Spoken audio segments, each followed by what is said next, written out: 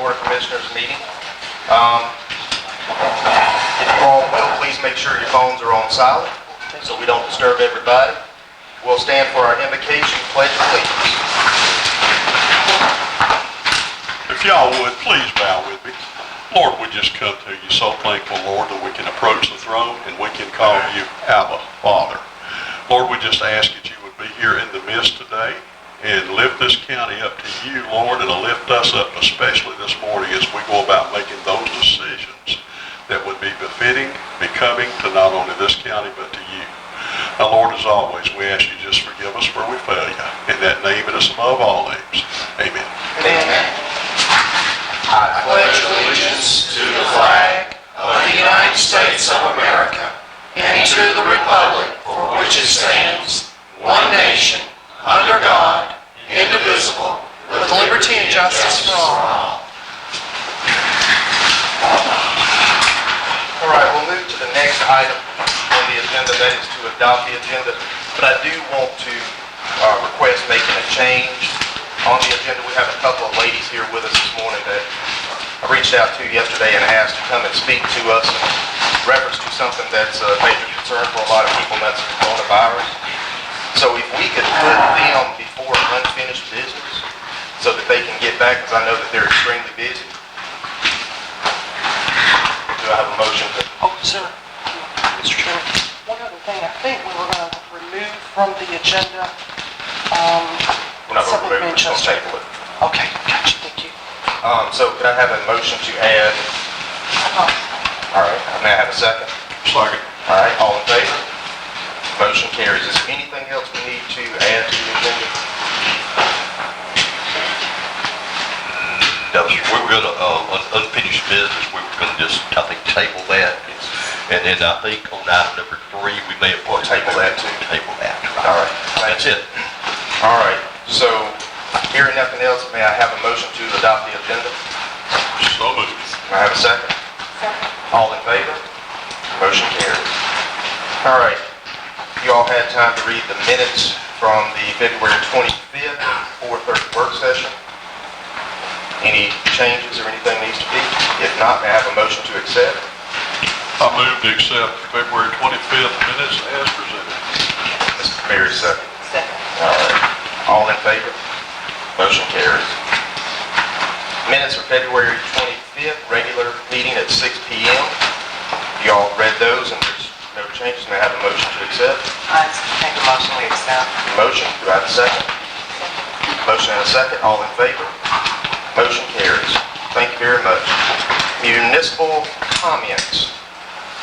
Mayor Cuddy. I have nothing to contribute this morning. All right. Good morning. Mayor Shaw.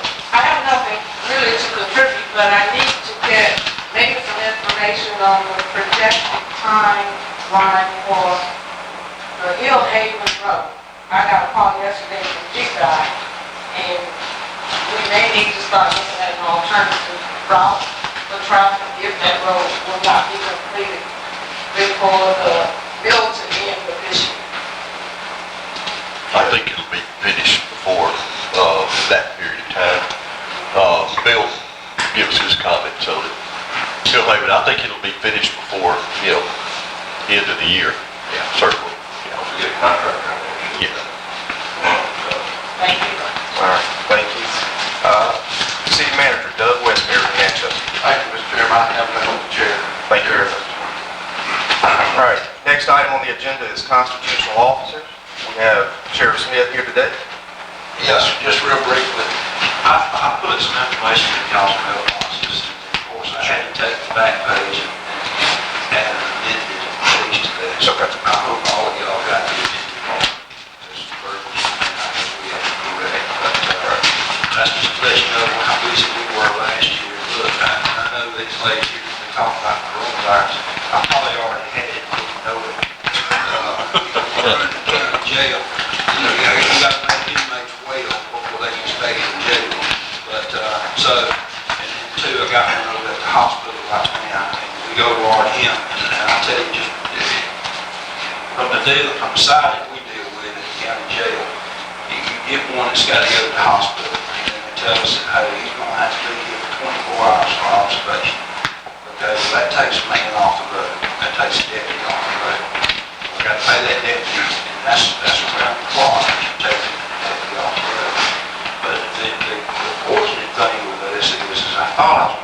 upon him not wanting to go to sheriff because he wanted to actually go to sheriff. But when we called the two other sheriffs to tell him where he's at, they go, oh, no, we'll wait till he gets well. So we have allowed him to sign a recognizance bond that he can take care of any condition or issue without it being a burden to the taxpayers. Thank you. All right, I don't see any others, so we'll move to the next item, and that is department heads. Skip? Nothing at this time, Chairman. Thank you. Sean? Just want to tell everybody, I'll come by and check out the things we've done. We've done a lot of things coming in the future.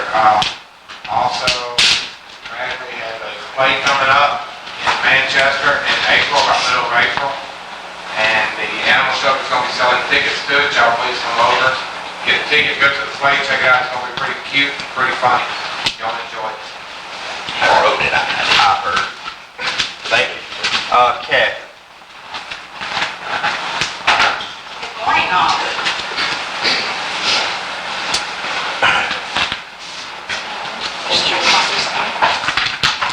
Good morning. You don't mind your class.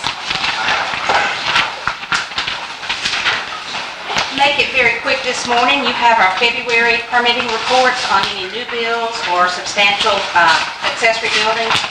Because of the weather, just like everybody else, of course, new builds and things like that are going to be affected as well. So we only had an $833,000 increase in our valuations, but that's just, I'm sure, mainly due to our weather, just like everybody else. I would like to let you know that we have filled our code enforcement position. I would have asked the new employee, Kim Stover, to come in today, but she had another obligation, but I will get her in here to meet each and every one of you. If you have a chance, please stop by the office. I would love for you to meet her there if she's not out on the road. I'm looking forward to great things with her. We have already in her, let's see, she was here Wednesday, Thursday, Friday.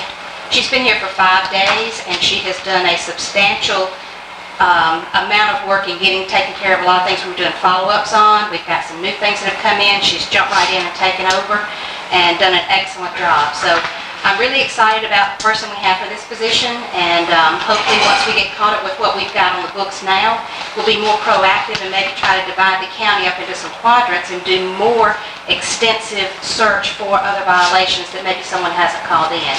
So we can go out and take care of some of those things without waiting for somebody to call. So again, thank you for all you do for us, and if you have any questions, please let me know. Thank you. Mr. Beal?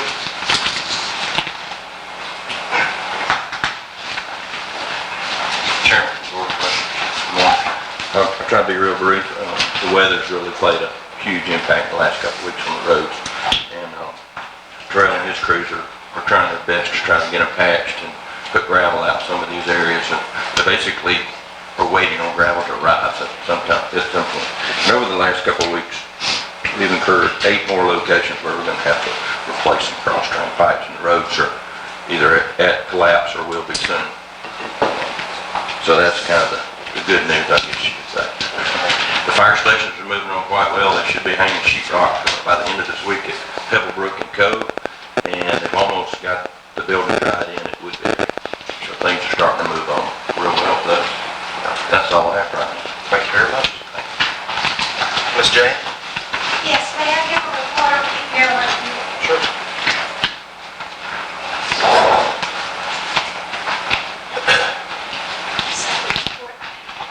Beth's not here. I was She'll going to be say, here in a minute. Beth has heard it twice. I moved past them someday. So she could take it out while I give it in. As many calls as y'all get about roads, we get almost just as many about the litter on the side of the roads. And so one of the things we do as Keep Meriwether Beautiful, and it's required by Keep America Beautiful, is to do a litter survey. And the purpose of the survey is to go out and see if what we've done in the past makes a difference. Whether it's the same as it was 4 or 5 years ago when we started, or if there is a difference in the roads. Now this year, because of all the rains, we stayed off of the dirt roads. We just would not take a chance of taking a bus down, our new bus down the dirt road. So it's sort of skewed a little bit because of that, because we do see a lot of trash on the dirt roads. but we stayed on paved roads. We made 2 trips. I mean, there's no way you can see everything in one trip. So we divided into 2 trips, and we rode 182.4 miles. And you'd think we'd see more than 42 roads in 2 days, but when you really go slow and look at what's there, it does take quite a while. We had 12 of our Keep Meriwether Beautiful committee members participate, and we scored every road we looked at, the 42 roads, from 1, which was good, all the way up to 4, which is extremely littered. And we divided it into districts, District 1, 2, 3, 4, 5. And we looked at more roads in District 1 for some reason. I don't know how that happened, but the rest of them was more in the 5 to 8 road range. But in District 1, we looked at 14 roads, and we scored them. And these, number 1, 2, and 3, were the worst littered roads in the ones we looked at. So in District 1, looking at 14 roads, the number 1 worst road was Charlie Fuller Road. Now, I'm not talking about the pavement, I'm talking about the litter on the roads. And then it broke my heart to say that Meriwether Industrial Park and the road going out of the park was number 2. It was just a mess the day, and it depends on what day you look. There may be some days where the sheriff has gone out with his crew and cleaned roads, and it's good. You might catch it on a good day. But we caught a lot of them on bad days. And our industrial park's one of them, and I've got to work on that. And then number 3 was Robinson Martin Road. And then we went on over to District 2, Miss Mary Bray's district. And I was surprised that Alley Road, when you're going north, turn left on Alley Road, not right, but left. And it was in terrible shape. And we had received a call about Meadows Boone Road already, and so we particularly wanted to look at it. It was pretty bad. And then Timmy Nelson was the third. And on down, I won't take time to go through all of them. You can read this. 8 roads in District 3, Cedar Rock Road being number 1. In District 4, which is the chairman's district, we looked at 8 roads, and number 1 was Walker Road, which is a little short road. It's not a long road, but there was a lot of litter on it. And then Miss Hadley's district, we looked at 7, and number 1 was Parham Road. Then I listed all the roads that we did look at it and grade. I mean, we spent quite a time looking at them and talking about them. So this is just to say, even though we do this twice a year, it's not something you can do and say, we're through with it. We've accomplished it. It doesn't work that way. And then we found out, and Mr. Theron, you may have heard this yesterday, we got a telephone call about a new source of litter that I had not really thought about. When the big trucks go into the landfill, they're covered. And so they don't straw any trash. But when they leave, they haven't covered it back up. So the little pieces of trash that are left there, excuse me, scattered everywhere. Even out on the interstate, they go slow coming out of the landfill, but then when they get on the road and they pick up speed, here comes all this trash. Now, so if there's some way we can require them to cover them going out, like we do when they're coming in, that would help a little. So we would appreciate that. So I just wanted to share this with you. We'll share this with Keep America Beautiful, and that helps us win the high award from Keep America Beautiful, the President's Award. So, Thank you very much. you're welcome. Ms. Ashley, before it. Good morning. I just have a few things to report.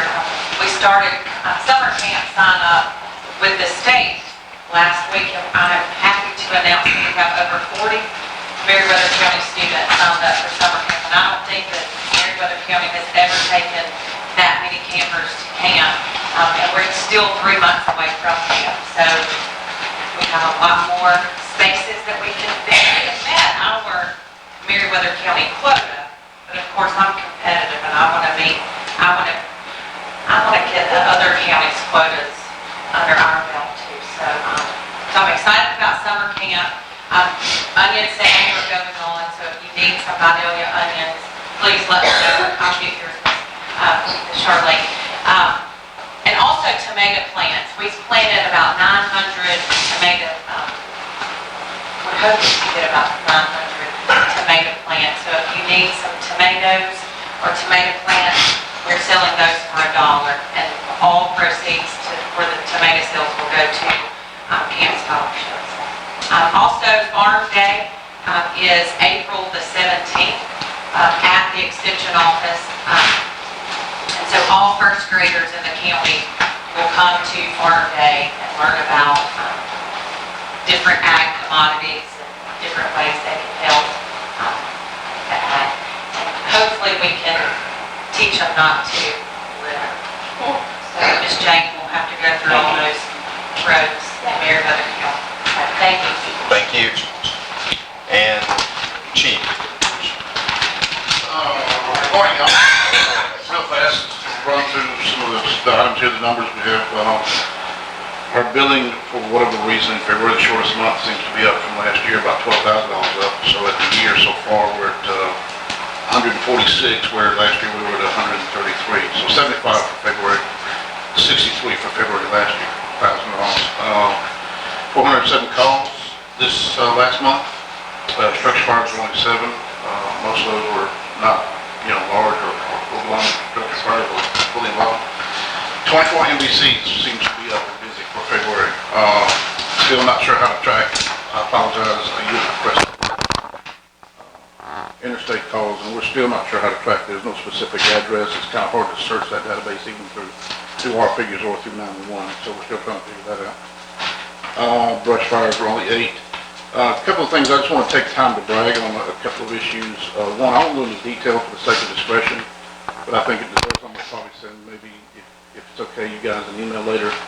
There was an act of, in my opinion, heroic. How you say it? There were heroes at the school, and so we attended the BOE last night to say something about that. I want to be discreet here. I don't want to draw any unnecessary attention to it, but on the flip side, there were people who literally saved lives, saved their lives. So I just think it's worth mentioning. I want to be careful about how I do it. I'm going to send some details to y'all, but I just want to make sure you knew, because to me it was a phenomenal program that was set in place by the state a while back to stop the bleed, and all the planets fell in line, and people acted, and it was amazing. So about 4 employees at BOE that I don't recognize, and I'll put more detail into an email on that.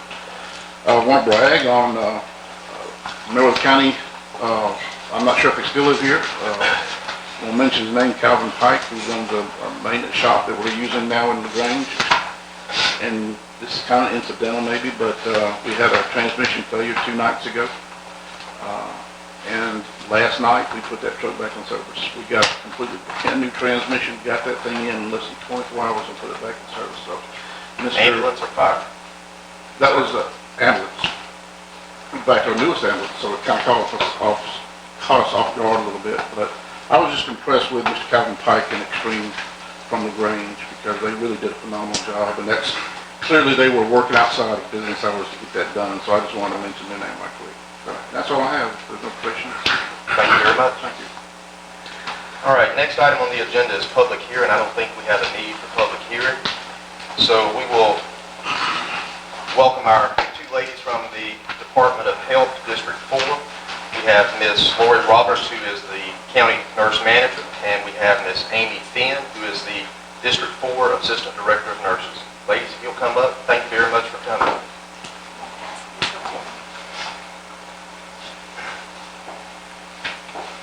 Good morning. I'd like to just tell you a little bit of a brief overview about the coronavirus and let you know that it is a family of viruses that have been around for quite a while. The COVID-19 is a new virus.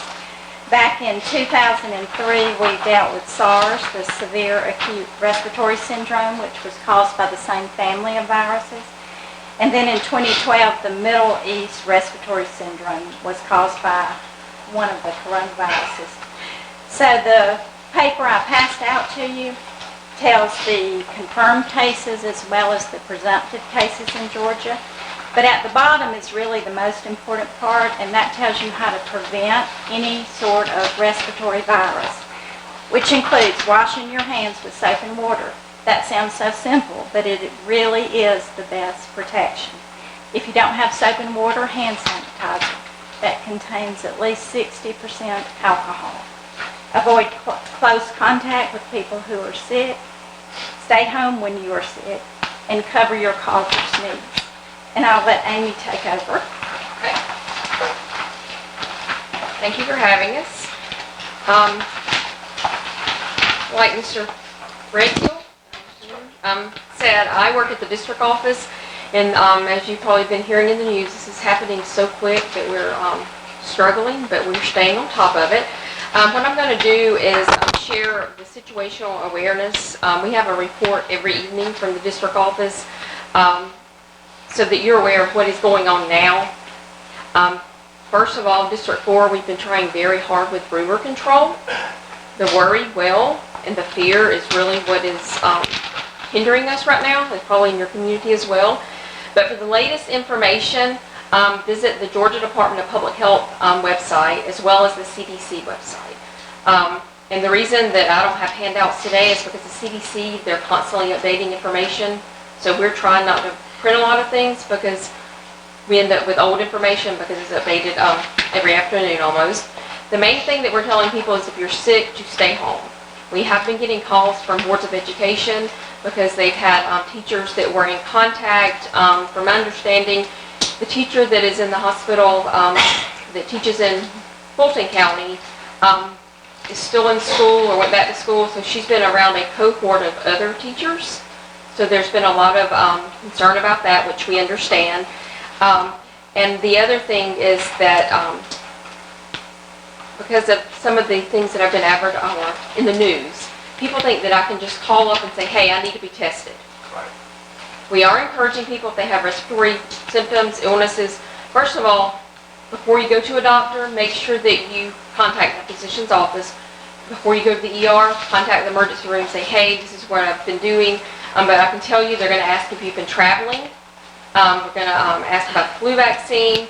Have you been tested for the flu? So what we're seeing right now is we're working with patients that we've sent to the ER. We sent actually our advice, because we're not sending anybody, because public health, we can offer advice. One of the teachers that was a contact to the Fulton teacher, she went to the ER in LaGrange yesterday, so we worked with her. We called the ER and said, hey, she's outside in whatever kind of car. So she went in. She actually was tested for the flu, which was negative. Long story short, she's being quarantined for 14 days. That's the biggest thing that we're working right now, is that this is becoming, in Georgia, the first few cases we had were related to travel. What we're seeing now is community spread, which means it's getting broader and broader. So we're trying to mitigate the situation, keep those that are sick away. So as we're getting calls from like boards like this, what can we do to help our community? The biggest thing is work with your employers in your county. As they're calling you, sick leave, things like that. And I understand that I know in LaGrange, some of the industries, they have a point system. So we're asking, and again, public health can give advice, but we cannot make things happen. We do not want people showing up to work sick. Because if I were in here sick, and I was, coughing, and then I happened to be tested for COVID-19, I've not been out of the country, I'm not sick, but it's just hypothetical. If I were coughing, everyone in this room would probably be asked to stay home for 14 days. That's how wide it is at this point. We were on a call with the state office yesterday. Even though the testing, again, is being advertised as it's available, Georgia is getting, I believe the state lab got, when they say 2 boxes, that's the equivalent of like 200 tests. It takes 2 tests. And the person in the news release that Lori handed you, you see at the top the confirmed and at the bottom presumptive. What does presumptive mean? So the presumptive mean, it may be on here, but what that means is the state lab did the first test and it was positive. We still have to send those to the CDC to have it confirmed. So as soon as we can get as soon as all the testing and have passed the FDA requirements and we can get out of that stage, that will, I guess you could say, help us a little. But by the time that we get to that point, we know that it's community spread. So we're trying to mitigate, isolate, So of course, in your schools, when you have the kids show up, and I understand that a lot of parents use the schools for daycares, I know teachers they pay attention and try to get the sick kids out of the classroom, but the biggest thing that we can do at this point for any organization, even our health departments, if I think I'm sick, I need to talk to my supervisor, do not come in, stay at home. The same thing with children. Please make sure that in all of your county facilities, as well as your schools, that you have a room, and I'm sure you already have this, that if I walk in and I'm sick, you have a room to put me in until you can get to me. I mean, I understand you can't just sit a child in by themselves, but also having the proper mask on hand. If you do not have the proper mask, you can get in touch with District 4 Public Health, Emergency Preparedness, and we will Are see they if we... suggesting the N95? Yes. And what we're seeing a lot of is, and because the public does not know, and we're trying to educate them, I call them painter's masks, or like I call them a pollen mask, which does not do me any good when I'm out in the yard, but it's a mental thing for me. That does not keep things out. So, but those people that are doing that, kudos to them. But what we see is like, we've had a couple of reports in a couple of districts yesterday, school districts. Kids came to school with masks on. What do you think kids do with a mask on? Had them on the forehead, had them on their ears, so that is a distraction to the learning environment. So our suggestion is if a parent has a concern to send their child to school with a mask, are you sending your child to school with a mask because you don't want your child to infect somebody else, or you're worried about your child? But again, that's up to each board. The main thing is Georgia Department of Public Health, the website, the CDC website, cleaning, and we've had several calls about what do we need to use for cleaning. We refer to the CDC website because again, early on, it seems like this has been a year already, it's only been a couple of weeks. There was a list of things put out for cleaning, and the CDC continually is updating that, which of course, Clorox wipes, which you're lucky if you can find those now, and then the hand sanitizer, but be careful with the hand sanitizer in schools because of the amount of alcohol content in the hand sanitizer. Years ago, we got reports of hand sanitizer, and y'all probably heard this, being in the school, and the kids are drinking it, and they have alcohol poisoning by the end of the day. So your soap and water, we're asking that let the kids spend a little extra time in the bathroom to make sure they're properly washing. I mean, it takes an adult properly washing to show that child that. And, I do want to say, y'all said 20 seconds on there. People really, if you go and time yourself, you're probably washing your hands 5 seconds. You don't realize it. 20 seconds seems like an eternity when you do it. Yes. Let me say one thing. They say sing happy birthday to yourself twice, and you'll have the time down. Right. And for myself, We're told to sing the alphabet song. Oh, okay. that's The what, ABCs and it's up to 20 seconds. I sing happy birthday fast, so I timed myself one day, and 2 times was not enough. So, but what you will find yourself doing is paying attention to other adults in the bathroom. They're not washing their hands long enough. And let me just say one more thing, that the flu is still a serious risk, and we have flu shots available at the health department. If you have not had yours for this year, come on over. And if you have people in the community that are worried about payment, we will work with them we would like to get paid for our service, but we're not going to deny them the service if they're in need of the flu vaccine. But if you have a case, let's say someone in your county calls you and says, hey, I've been tested. They're going to be instructed by the healthcare provider or District 4 Public Health, or epidemiologist will be in contact with them. They will be instructed to stay at home. District 4 Public Health, or we'll be working with Lori, but it will probably be us because we're trying to continue the everyday services in the health department. We'll be following up if there are any contacts to that patient or that person. Once we get a confirmed positive, because this has been a lot of questions that we've been receiving, is because county officials get calls. We have 2 cases in our county. What we're supposed to do when we track all that down, knock on wood, there's been nothing to it in the other counties. But if there is, the proper officials will be notified. The health department will be notified. The Board of Health will be notified, and then we'll get it out from there. Of course, you will not know that patient's name because of HIPAA. But just to let you know, we are working. We will make sure that the proper people are notified. Any questions about positive cases or rumor control? Have you heard if anybody's been Is tested? the testing by nasal swab? Yes. Is that how they're doing it? Okay. And do you know if our local hospital has that available, or is it just through the health department? The health department does not have the You testing. know, okay. I know that the hospital in LaGrange, or Wellstar, has the testing. I'm not sure about your local hospital, but what will happen is, if a provider at your hospital needs to test someone, they will work with health, and we will somehow make that happen. So are they able to take the original swab that we may test positive and send it to the CDC? Are they able to utilize that same swab? Yes, what happens is the swab that's actually used. Well, Jack?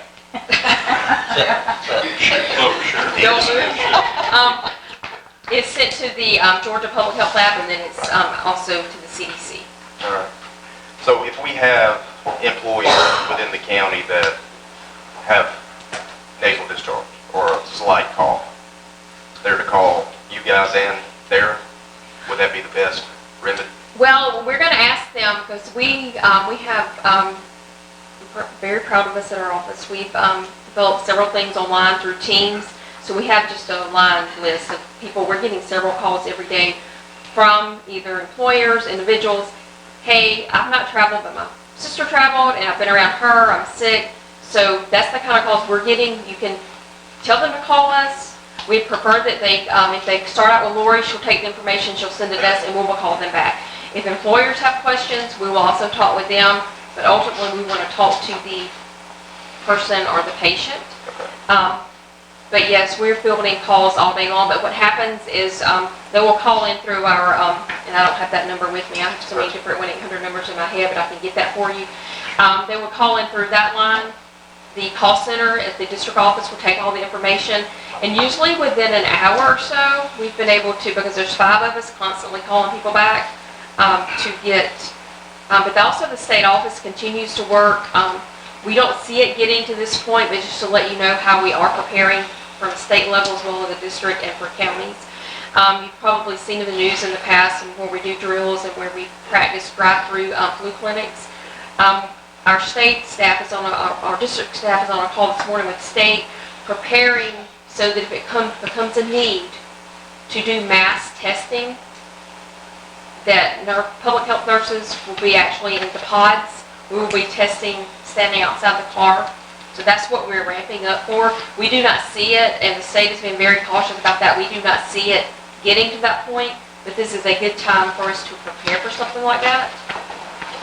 So the state is, constantly preparing as well as District 4. And if you, we appreciate anybody that is a closed pod that emergency preparedness has worked with before, because it's things like this that if we had to get, if this were something that we had to get medication out quick, everybody's going to want it now. Any closed pods that we can have. And for pods, if anyone does not know, that's points of distribution or dispensing.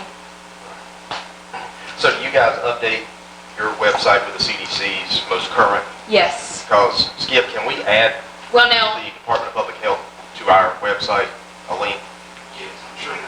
what will happen is we will have normally the news release that we get every morning, and then we will direct people to the CDC website. Okay. So you will get to the CDC, because we were trying to do that, but there was no way to keep up. Okay. Can we just add both links, CDC and the Department of Public Health? Any other questions? I do have a question, Okay. Mr. Chair, if you don't mind. I don't remember in recent memory where we've had more hype over a virus than we're hearing over the coronavirus. Let's say worst case scenario, you get the virus. What are the symptoms? I mean, are you going to be sicker than a normal flu, and is your recovery something like 99%? Only 80% of the cases have mild symptoms. So Only 80% of the cases? Yes, Yeah. have mild symptoms. So in a way, that's good. I mean, you Right. have symptoms maybe like a common cold and you recover from it. Those who are older have weakened immune systems, underlying health conditions, then they are more prone to be sicker from it. Anything you'd like to add? That's just what we're seeing, and I'm glad you asked that, Right. because we are, the elderly is where it's hitting the most. Like I fit in that class. Well, the elderly and old changes as I get older. Yes, So ma'am. what it's, but yes, I talked with a lady yesterday that was actually discharged from the hospital. Again, because like you said, it's the height right now. It started out a media situation and it's, grown. It is serious, but we have had more people to die in the U.S. from the flu this year, a lot more than we have from coronavirus. It's new, it's novel, it's, unfortunately, we don't have a vaccine for it, but we have flu vaccine, and there's so many people that have not had the flu vaccine. So we're at bigger risk of dying from the flu in the U.S. right now than, so to address your, and if I'm diabetic, but if I tested positive, more than likely, they would just send me home for 14 days, unless I'm having severe shortness of breath. In other words, there's no real, nothing they're gonna really give you, other than your normal colds. No, there's nothing, so what we're telling people though, we do advise them to self-quarantine, is that you have to be mindful of, if I'm a positive case, I need to cut off my heating and air units. Sure. Because you're Circulate. circulating through the house. And that's another thing that we've been working with, we call them brick and mortar hotels. Trying to identify some places. So if Meriwether County had someone that needed to self-quarantine that could not go home, we're trying to identify places that we could potentially house these people. And public health does have funding to, so for Meriwether County, if there was not a hotel here that we could put them in, we've identified, I know that we have one in Heard County, public health would work. What we're hearing is, it has not happened in District 4, but other areas of the state, people have been discharged from the hospital and there's such fear of this, their families have refused to take them home. Oh, my goodness. And the other thing, my understanding is, once the weather warms up, this virus disappears. Yes. Okay. That is what the, and obviously you've been reading, the scientists are saying that, I believe it was the SARS virus that he alluded to, and I forget who wrote the article, that human, we think that we cured that.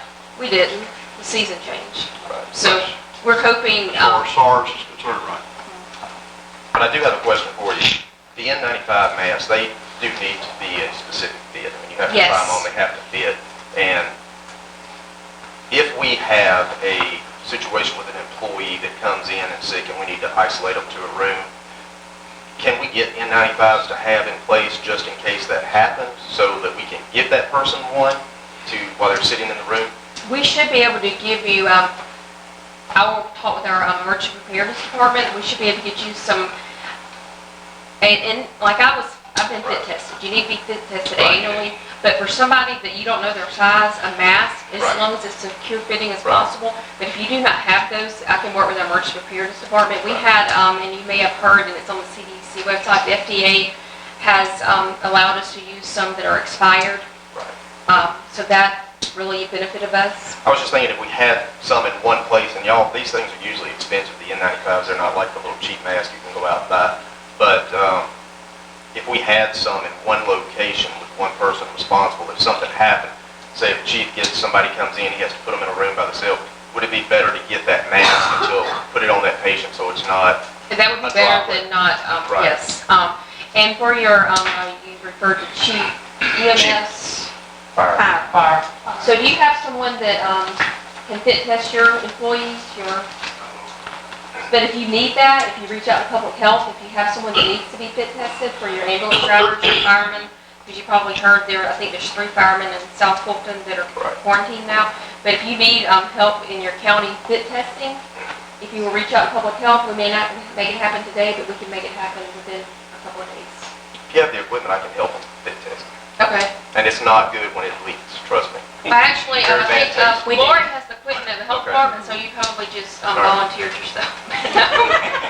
I always volunteer to help them. Yes. But Lori has the kit, and it used to that up until probably I think 2 years ago, we just had to be fit tested every 2 years, and now it's annually. So it's like, and actually I have my mask on my gear shift in my car, so if I have to.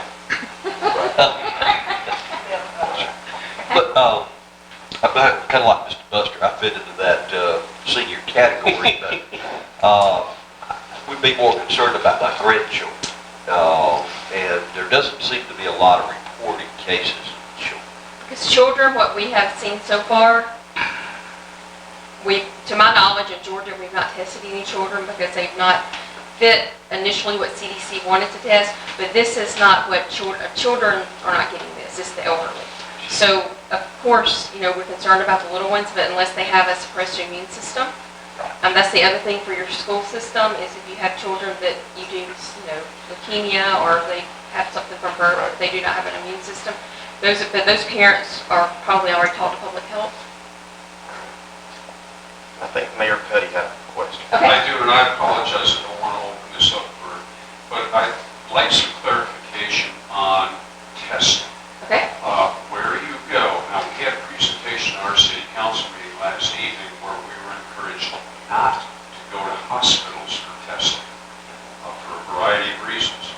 But how do you arrange for testing and where do you go for testing?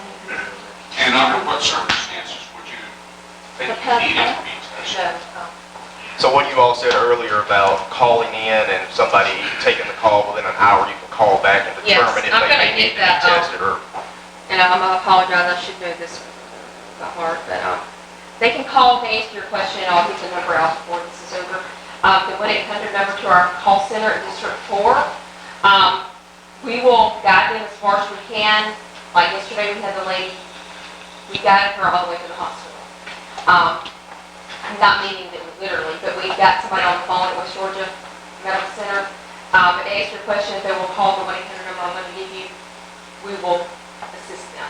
Well, it's just, there has to be a mass communication effort here because people's knee-jerk reaction is to go to the emergency room or something of that nature and not be aware of this 800 number. Well, what Yeah. the state of Georgia is instructing, it's called 1-866 Pub Health. And there is, I've not called that, but from my understanding, it's like a 3-hour turnaround. So that's why we're getting a lot of calls at our, and I understand your frustration. And again, this is happening so Oh, I'm not fast. frustrated. No. It's just the information we were given last night. With the elderly. Let me rephrase that, the community's, the community's frustration, because they'll get an instruction to call within 66 Pub Health, if only somebody on one of the statistics reports we've got, then they're instructed to call. In fact, we've had better luck trying to help District 4 citizens, will help anybody in Georgia, by calling through our call center number, because what we have found is the word will. Once they can actually talk to somebody, meaning they're elderly, this has been very, a situation where there has been a lot of discrimination. I'm Asian and you sat next to me and you saw me get my hand sanitizer out, so you think now you need to be tested. That's the kind of reports we're getting. But I will, shoot that 1-800 number, I know that that's not, but if we could, that is on our website. If you go to the Department of Health website, it's going to show you to call the 1-866 Pub Health. She said they have a place. She said that. I appreciate it. But not many people need tests. Yes, I that's mean, what they we're might trying to hang on the phone for 3 hours, but they're probably not going to meet the criteria unless they've traveled, have a fever, have a cough, all this. And that's what we are facing, is because the media is putting out anybody can be testing. So it's almost something like I can walk into the local public health department. We can guide you, but that's the other thing, is we don't want sick people showing up. So we can I'm a registered nurse too, and seen Okay. many things happen, and no matter how much you did to me, there's gotta be that panic level. When you tell people call, instead of show up, they're gonna show up at the ER. The ER says we can't right now, they're gonna show up, they're gonna show up at the doctor's office, they're gonna show up in the doctor's box. So they're gonna panic and they're gonna want that help right there. So the best thing we can do is educate, but you're still gonna have those individuals that... And what we want everyone to understand is the more we test, the more positive cases we're going to find. Right. Doesn't mean that it's got worse in Georgia. It may have been that way, and we're just testing more now. So that's the other thing, is to control that fear. And like Mr. McCoy, there's nothing, we're treating symptoms. Fever, cough. Now, the deaths that we've heard about are those that do not report for care, or they go downhill so quick, and they are, like the ones I've heard about and read about were in their 70s, but they were not, they already had other health problems as well. And they probably figure it's cold and it'll go away and then it just continues. But thank you both very much for coming. Thank you. All right. I will. We'll move to the next item, unfinished business, and that is recommendation from Recreation Advisory Committee on Rec Advisory Committee ordinance, and I think we're going to table that for now. Do we need to move it to? We just need to table it to, I would say to either the next meeting or the meeting thereafter. I don't think we'll have anything back by the next meeting, so we could table it to the first meeting in April. Okay. Let's Chair, from my understanding, Beverly, did Nicola not send those recommendations to you? I think came to everybody, all the board got it. I haven't. And Darren, everybody has See it. I was just hoping that maybe somebody from the committee could look at it. I'd be happy to go over the comments if y'all would like me to. Well, I think Beverly said everyone did get it, but I do think that it should be considered for us to wait till another meeting. From my understanding, Nika has resigned. They're in the package too. Right. So are we having a work session next month? We are. We got a short work session, and then we got let's see, I'm sorry. This month. We're having a work session this month. Okay. 4 to 4:30. Yeah, 4 to 4:30, and then we've got a, Excuse me, 4:30 to 5. And then we got 5 o'clock, we're doing our codes, special 6 o'clock meeting. That's at your next meeting. So when do you want to move this to April or to the work session? We move to the work session if you guys want to, if y'all want to do that. That would be the 20, 24th? it's 24. 24th at 4:30, unless you want to bump it up to 4 o'clock. 1600, 1630. I'm just not gonna about the 4 o'clock. I mean, 'cause we already have some things on 30 minutes, it won't be much Yeah, we time. got that, but the two. You want to do that to 4? I mean, is that okay with everybody? I just think we're gonna need some 1600 time. hours. What time is it? At 4, because it's at 4:30 now, but we already have some minutes, we gotta do it at 5. Yeah, we've advertised that for that Oh. specific, for the 5 o'clock, we've advertised for a specific topic. So Yeah, yeah. we definitely need to move to that at 5. Hearing those recommendations, do I have a motion to move this to the work session for March 24th at 4 p.m.? So moved. All right, have a motion, do I have a second? Motion and a second, all in favor? Motion carries. What I'll do is I'll have their comments and I'll have a copy of the ordinance for everybody to have. So, Thank you. Brian, we got the phone number you want. Okay. It's 1-800-847-4262. 4262. And we'll get that out to everybody, and if we can put that number on the website also for the Department of Public Health, then That's everybody. for our local public health, right? It goes to District 4. I mean, District 4, maybe, I mean, it's not. Right. All right, thank you. Next item on the agenda is new business, and item number 1 is to accept the grand jury presentment for special term beginning February 18th, 2020. Chairman Commissioners, we put this on because we want to get the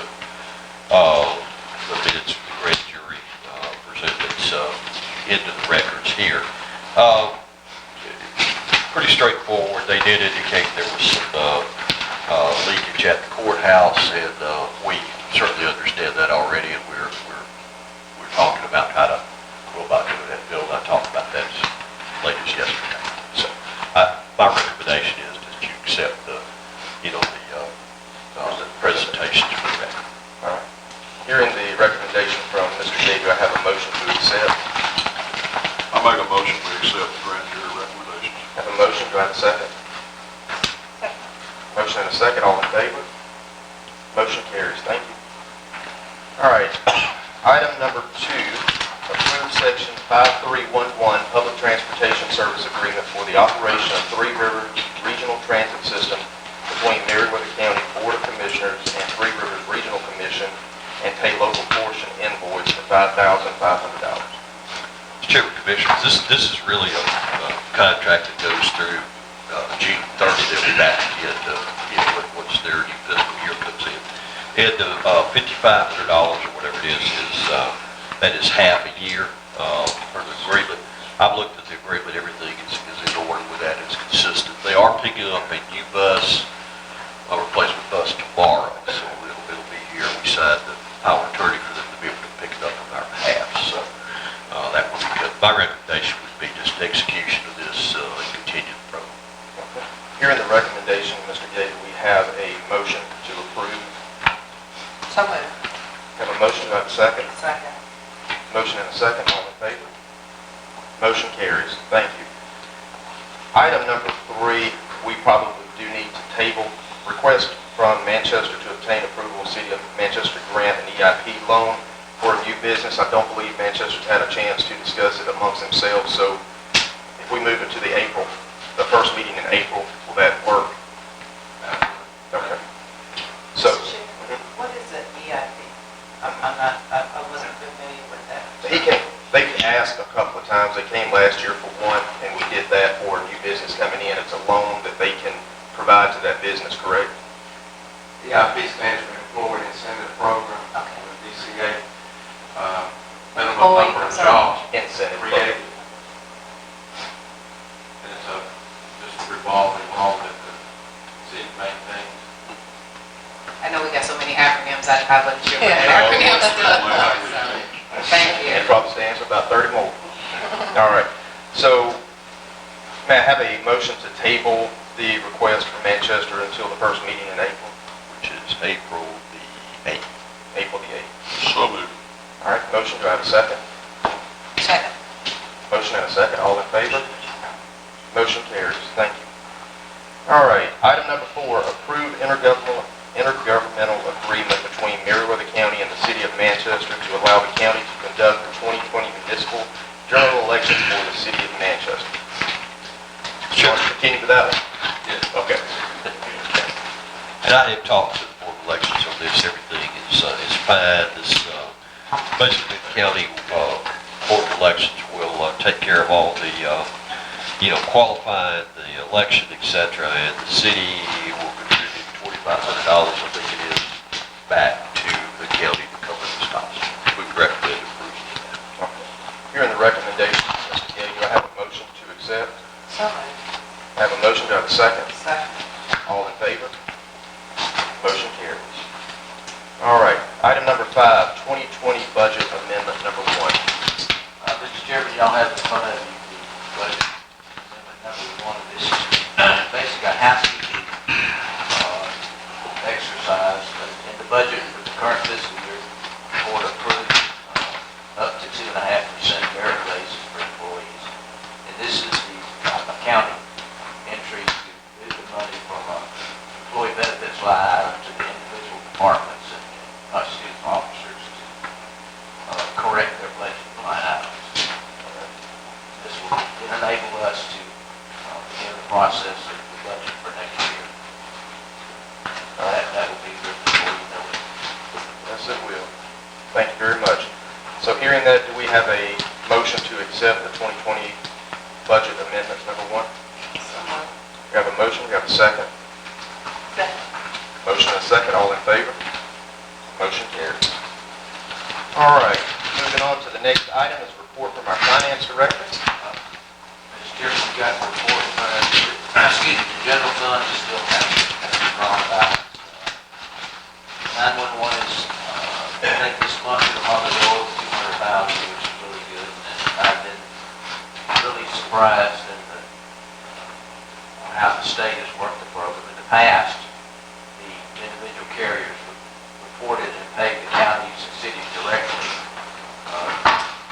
The legislature passed a law, whereas the state would collect those monies and disperse them to the counties, and our collections are up over 25%. That's which is really good. It usually works in the other direction, but this time it's done really well. And I would like to point out that the SPLOST fund account, which is the account that the Department of Revenue pays the SPLOST collections into, $1,936,000 through the end of February. And the only thing we've got left to pay is the bond payment on June 1st against $1,006,000. So that's an excess of $336,000 at the end of February. Some of that will go to the city, right? Yeah, we will get 60% 5% of that, the rest of it will move to cities. But according to what the Department of Revenue tells us, we've got one more month collections that will go to the old SPLOST before the new one kicks in. Now, I've already talked to regions, and we're looking forward to get those funds from them as soon as we can after the first of June. Could you clarify when the T-SPLOST actually starts and when we'll start seeing collections? What they tells us, they'll start the collections in April, we'll get the first check in May. When do the merchants have to have their tax? They're supposed to be notified by the Department of Revenue when they file their reports on a monthly basis, or they're supposed to be notified by the Department of Revenue when and how much that I have starts. not gotten a notification yet. See, like I said the other night, this doesn't start till May. I haven't gotten anything, and then the merchants have, like if you collect in April, merchants have until the 20th of the next month to report. So it makes me wonder if we would even get proceeds by the end of May. You know what I'm saying? Because they have till the 20th to even report stuff. But if he's gotten something that said May, but I haven't received anything yet, so I was gonna ask that too. Yeah, because I think there's an uncertainty there. We really don't know. We've heard, but then some are saying this, and so we probably need to get something Last specific. correspondence we got from the Department of Revenue was in April, with the payment in May. We'll get some more clarification on that. Yeah, we were going to send out a letter through our business license to once we had that information from the state, just to say, another reminder payment. Well, I think they were talking about when that percent went up. Yeah, my understanding, the percent was supposed to go up April 1st, so that would mean that businesses would have to send it, but you're talking 2.5 weeks from now. And if you haven't gotten anything, folks have to change their computers and their systems to make sure it's in there. Maybe what we'll do is call the Department of Revenue and just get some clarification of this, where that's going down.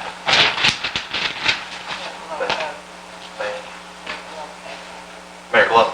Yeah, a quick question on that. The old SPLOST that we currently have at Regions, when the new one starts, do we take those funds and how does that work? Or do we still, if we need funds out of the old one, Region will still have? What we're gonna do is close that account out with Regions. We've already opened a new account with another bank to handle that one. So we have to do it down through the, I would suggest that you close that account. and put it in another bank, but still on the SPLOST. Right. Thank you. And I'll be sending the cities a letter shortly, asking for banking information, so we'll be able to make the transfer as soon as we get the funds for the T-SPLOST and the new SPLOST. But the old one is sitting in the sales account. I wouldn't have it transferred to a bank. Okay, thank you. That's all I have. Thank you. You have a question? Okay. Okay. All right, anything else, Mr. Booth? That's it. Thank you. Thank you. Next item is report from county administrator. I will be very brief.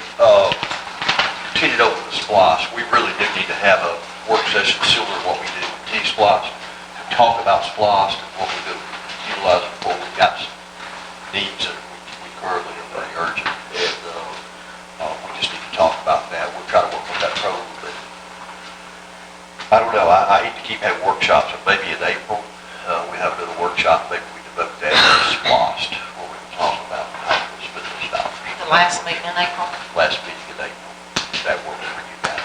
And that'd give us time to get some of this other off the table. We've been dealing with rain and the full rain, and that's been the big issue. We did the leadership very weather program on Friday. That went very well, and just been really busy.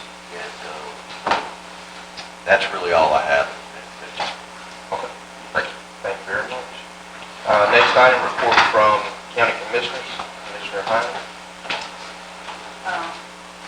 I guess like most commissioners, you've been received several calls regarding roads and the conditions of the roads. And I think one of my main concerns is when I hear from citizens and the situation is where they cannot get they need assistance. When the people that assist our citizens, say, especially around health issues, can't get to them.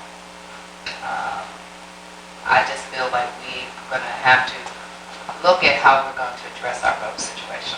We know that the rain was a great part of it for the past couple of weeks, but I also know rain is something we have no control over, but I think we're really going to have to sit down and talk about how we move forward in addressing our road issues. It was very disheartening to receive a letter from one of my constituents because of someone couldn't get to her mom for health reasons, and they had to make other arrangements to get her and take her to Atlanta. Also, we had received letters from our state representative because they said they couldn't reach us, which I know people in our public works have called and reached back out to people. When I get calls, I call people back.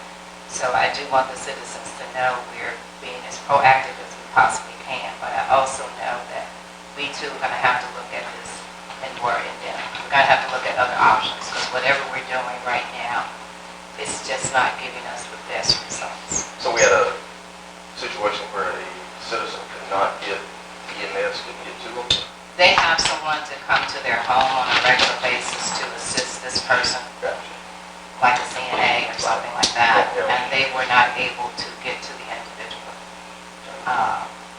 And so because of that, it allowed the family had to make some other arrangements. So that's very disheartening to hear that. I know there's a lot of different stories, a lot of people have called for a lot of different reasons, but we truly going to have to go a different approach in how we're handling our road condition right now. I know Mr. Gay gave us a wonderful presentation last time on the T-Splosh and some of the things we're going to do, but this has been an ongoing issue, and whatever we need to do, we either need to bring more people to the table, we need to look at all the possible options, but we're going to have to do something different. That's just my personal opinion. Thank you. We probably need to have a full Saturday work session. Yeah, you know, yeah, and when it rains 40 inches, I don't know I'll be honest, I don't know the solution other than dry. Fair enough. No offense. I'm not talking about the fact of the rain. We can't control the rain. We understand that. But you But I can't also you can't prepare, the only way to prepare those roads for the rain and have no one have an issue is to pave them. Right.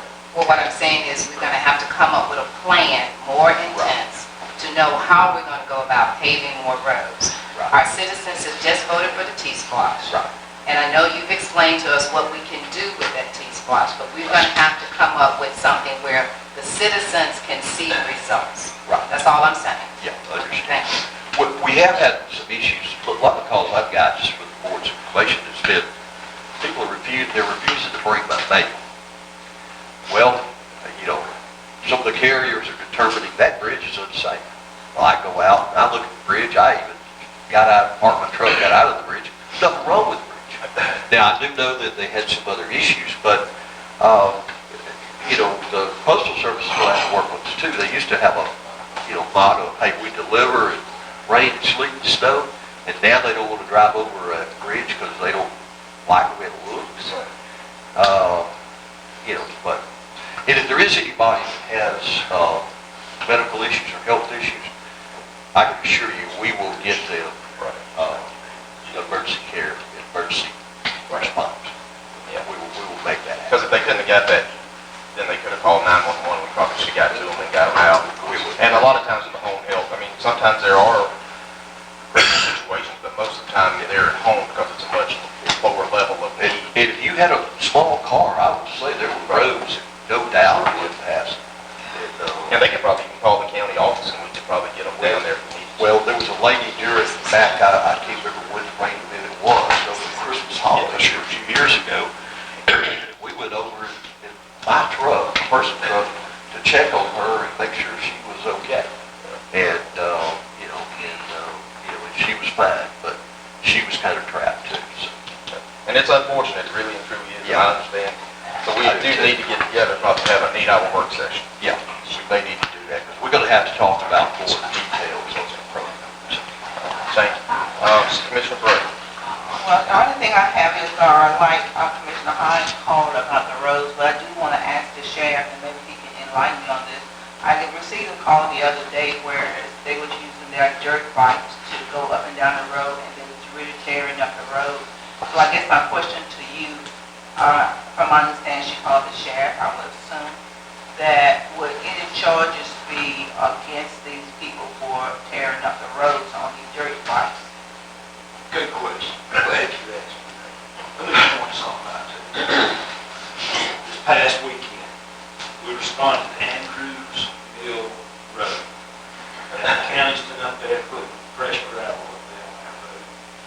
We've got kids that new homeowners just moved into the area up there. We've got a teenage son. And this teenage boy knows a lot of boys from the Cowee County community. And these kids have come down, and here it is with a situation where Amazon couldn't make a delivery down Andrews Mill Road because of the conditions of the road. The conditions of the road are attributed to these young people and their jacked up vehicles with the big mud tires on it, and they're looking for a place to play. And they're looking at it's raining, they're looking for what seems to be our roads, Pike County roads, Coweta County roads, anywhere that there's an unpaved road where there's a little mud gathered up. This is where these young people go. We were very fortunate. We had a hunter, and there are some folks that can still do coon hunt in our community. And we had a gentleman, obviously, he will remain anonymous, call us and tell us of a commotion, noise, loud exhaust, and these, we responded in these new four-wheel drive pickup trucks that you've afforded us with, that we're able to travel down these roads and address these issues. And we caught an individual who was operating one of the SUV that had the modified lift kit on it, and the modified big mud tires. The Amazon van was parked as the road travels. He's gotten stuck, and he's stuck, and they're coming down here during the night. Now, why this Amazon van is left on the side of the road, not picked up and towed away or pulled out, is beyond me. I don't know.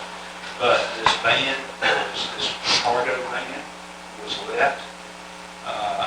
This 18-year-old kid with this vehicle is able to go through these muddy conditions, was ramming the side of this Amazon vehicle.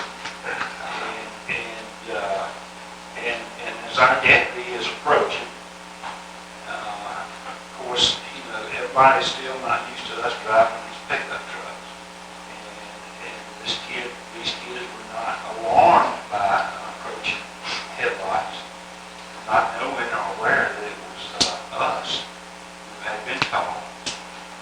And then when he's seeing this going on, he's activated his video camera in his truck. And we are now filming this. And so when he got close enough to the vehicle that is actually ramming this Amazon truck, he was able to get a tag number on the vehicle, and then he activated his blue lights. Well, the video got them like quail. They scattered. And we were able to get a tag number on the vehicle.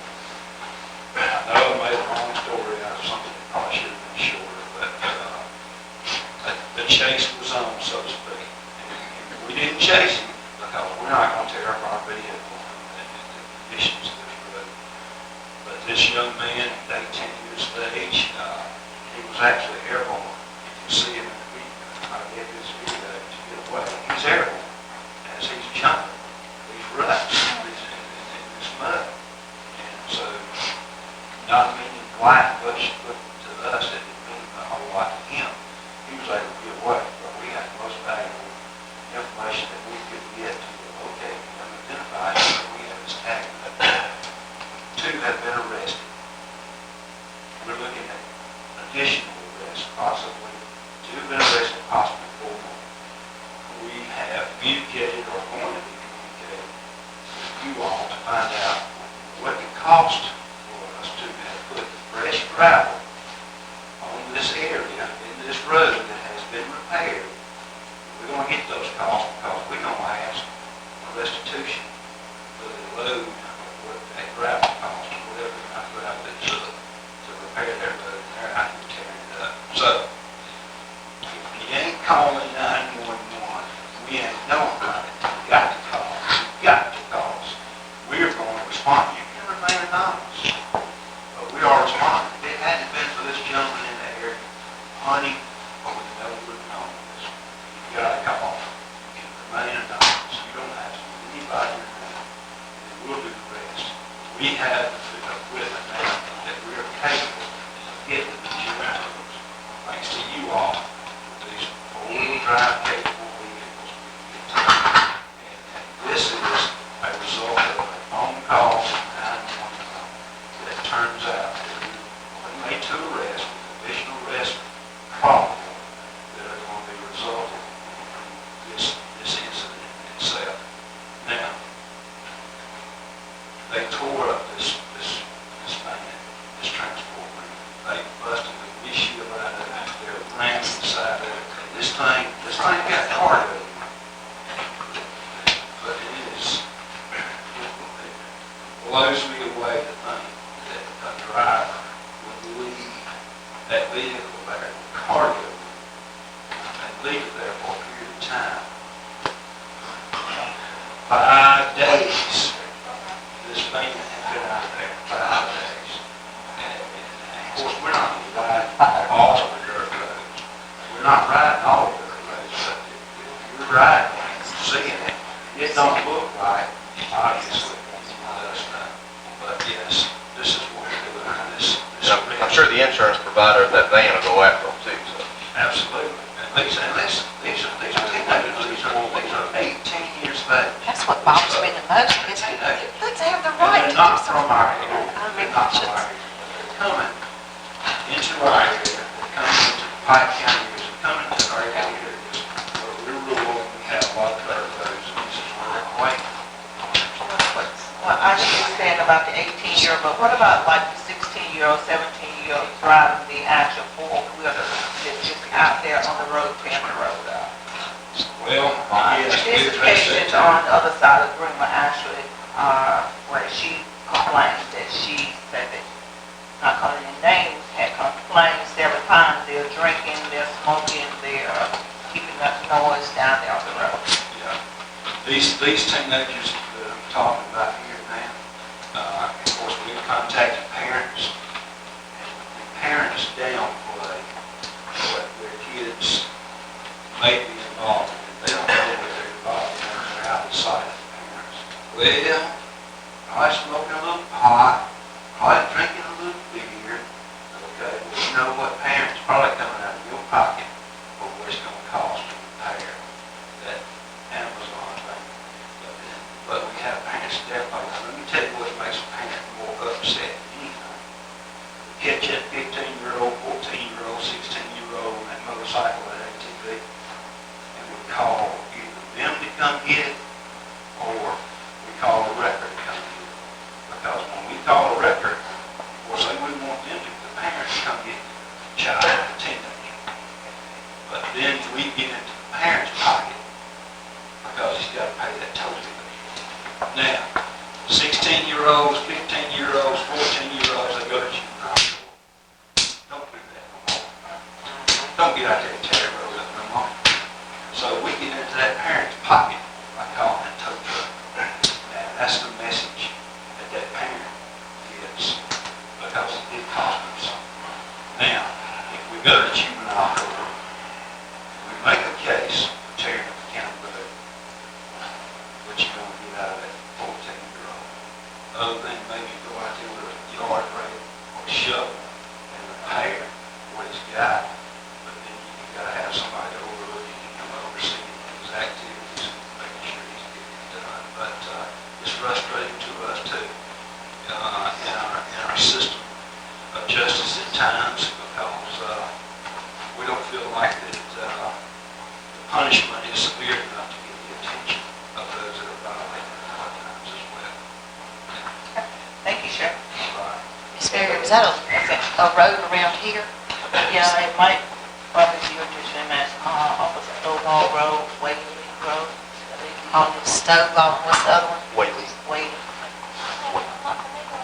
What she called me, I guess it's in my district, it's in the county. That was the email you That's sent. the email that I sent you. Okay. Pictures and all. Right. It's hard to catch them, so we had such an issue with it down on Trammell Road for the longest. And folks, they would call 911, but by the time somebody got there, of course, they would be on their way. But then we'd have owners that didn't really want to get them, they didn't want their name associated, they didn't really want to give a tag numbers, and they were scared of them coming back doing something to them, but they wreak havoc on our roads. We had somebody, sheriff's office, those guys have done a good job. We got some paperwork this week to sign and give the DA's office some dollar figures on restitution where someone had stolen a street sign. So we got the expense of the sign, the expense of the post, the expense of having to do all of that, and I think we ended up with probably about $250, $300 that it's all soon done.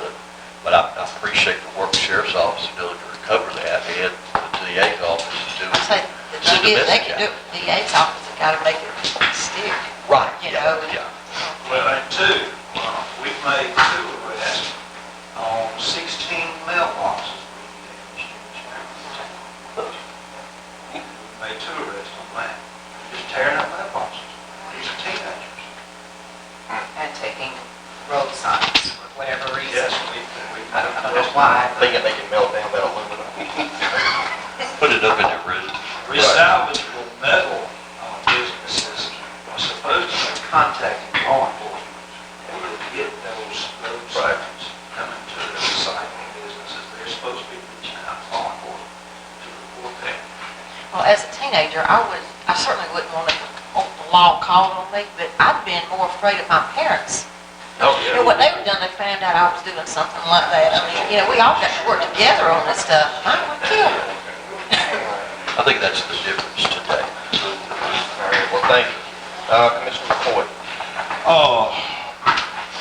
Mr. Chairman, I'd like to take just a minute to address the roads, but I want to do it a little bit differently. Those of us that have been here from birth, we understand what happens in the wintertime to our roads. Well, we've got a segment coming in now that just simply doesn't have any idea about a dirt road. What I'd like to do is somehow split the thing here where the real problems fall to one side and the nuisance calls sort of fall to the other side. Now, we have people that call us simply because their road is muddy, and I've had the Andrewsville call a number of times. That is the most rotten dirt in the world over there going out Andrewsville. Now, I thought, and I asked Miss Kathy this, I bounced it off Mr. Thayer, and I think you and I, Mr. Chair, talked just a little bit.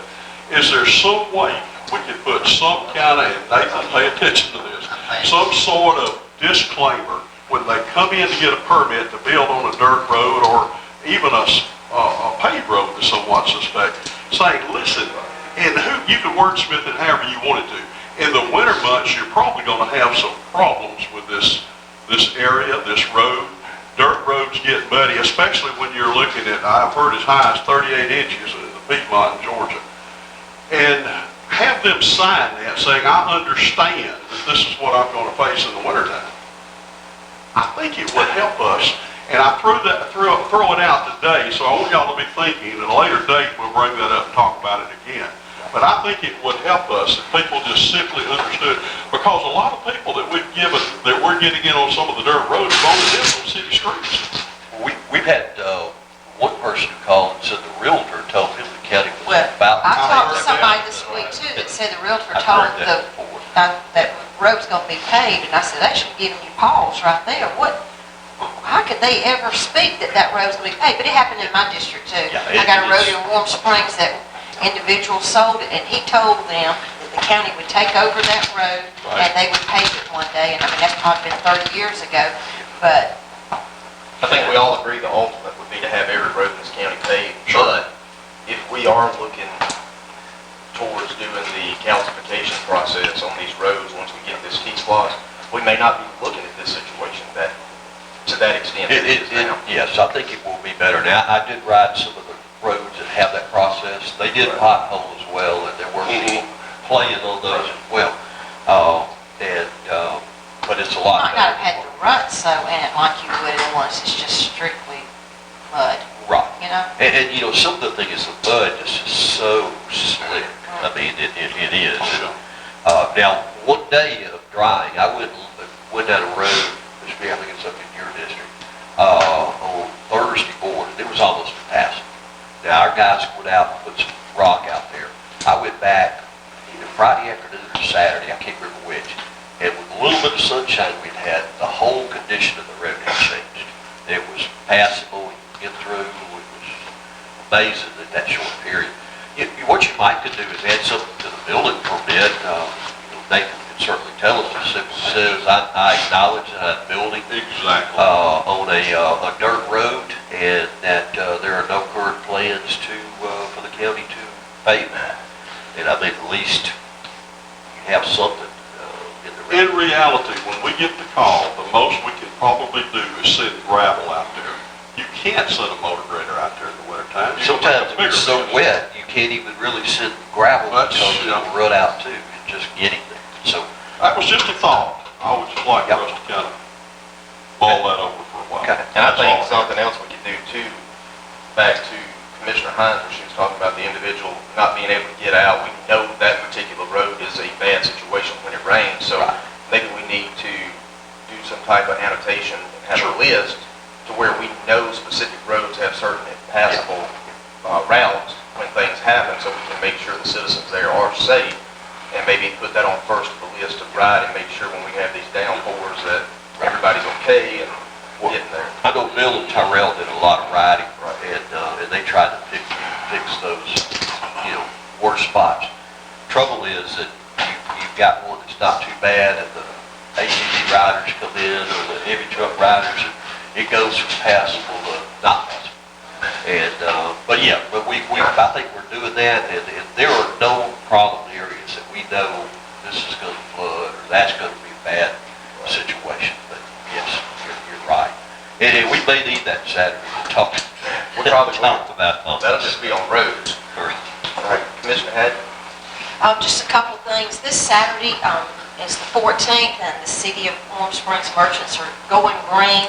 They're going to have activities and sales related to, of course, the St. Patrick's thing. There'll be a leprechaun walking around with gold coins with discounts on it. So just would love anybody who's out and about and wants something to do on Saturday, stop by and see. Visit Warm Springs. They got some special green drinks going on with at the Cellars and at Lightning Bug. So we would just love to have people come down and spend some time in Warm Springs. I, like everybody else, has spent most of the past week or two just dealing with roads, and I understand the frustrations, and we certainly have some things we need to do, and maybe the good Lord see fit to let us dry out a little bit, and hopefully we can get some of these issues addressed. But that's it. Thank you. All right, thank you. Oh, one more thing, guy.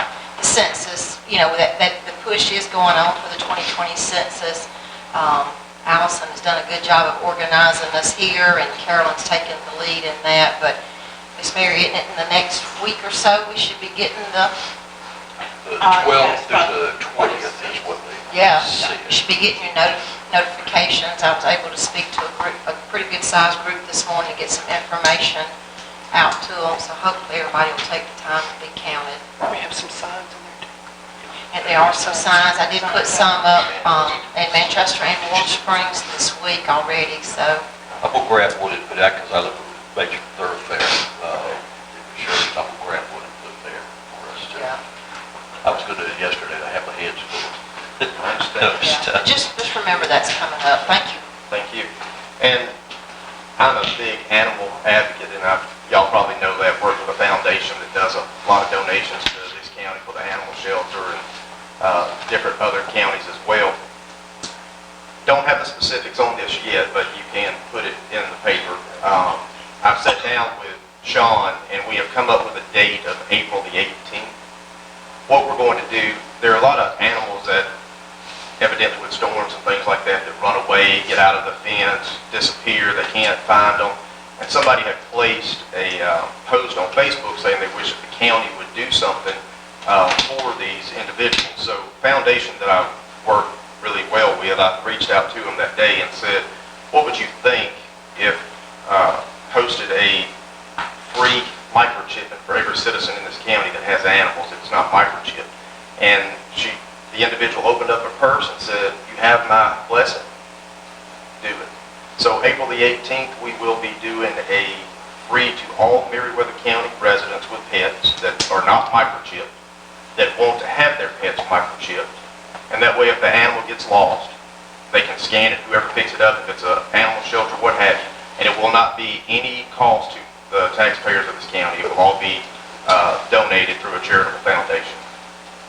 And I know we've had, yeah, but we will verify that it's Meriwether County residents when you come, but we will do it on April the 18th. We're going to do it in different locations. We're going to start at the northern end. We haven't made the decision where. We'll come middle way, and then we'll go down to the south. So we'll do it all on a Saturday, 2 to 3 hour increments, and provide that service for the citizens of the county. I know that we've had a dog or two that goes out to some type of service dog, whether it's sheriff's department, whether it's some type of other service. We actually have a citizen in this county whose daughter is a very brittle diabetic, and they've been looking at trying to get a service dog that can detect when she has a drop in blood glucose. And what they found is these animals can detect 30 to 40 minutes before any equipment that they've created these days. The equipment may detect it, but the dog can detect that the glucose levels are dropping in this individual. If they're asleep at night, they can wake them up. So that 40-minute window gives that individual time to wake up and be able to take care of it, check their blood sugar, and do this. Well, the individual was looking at a place in Virginia, and it was extremely expensive, so we found another place that will do the training for this, and they needed a dog between 12 and 18 months, and Sean actually had one come in the day that the gentleman reached out to me and said, this is what I need, and I reached out to him. So we have a German Shepherd at the center, and the trainer for this will come by and look at this animal today to determine if it will be able to do this for the citizen's daughter, who again is a brittle diabetic. So hopefully we'll get that out of that shelter too. But that's all I have. Brown got a picture of that dog on the ground. Let's get shelter, like you did. Well, it's okay.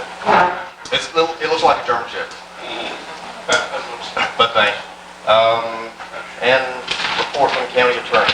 Nothing's reported, Mr. Chairman. All right, we have need for executive session. Yes, sir. All right, for, Personnel, real estate, litigation. all right. So we'll go to the next item, and that is for public comment. Did anybody sign up to speak? Ms. Hillhaven, did you sign up? Nobody signed up. No, See, I remember you don't. they're watching the papers for a bid. I wanted to recognize you. All right, so nobody signed up for that. And we do have need for executive session to cover litigation, personnel, and real estate. Future meetings, March 24th, we have a work session at 4:30. Again, March 20, we're actually going to start We that at changed it 4 to o'clock. 4 o'clock.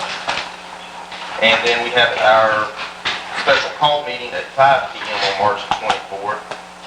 Public hearing, ordinance codification.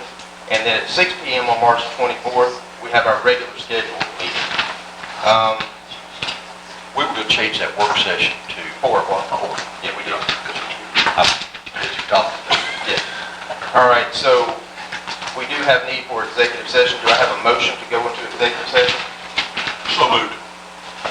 Ms. Mary motion. Buster second. Okay. And we are, a motion and a second, all in favor? We are in executive session at 10:20 now.